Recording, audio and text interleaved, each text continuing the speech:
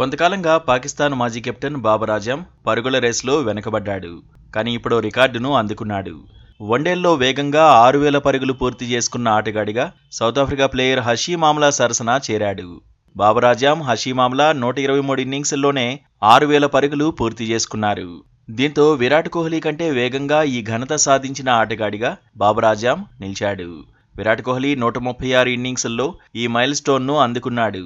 6,000 పరుగులు సాధించడానికి న్యూజిలాండ్ మాజీ కెప్టెన్ కేన్ విలియమ్సన్కు 139 ఇన్నింగ్స్ అవసరమయ్యాయి.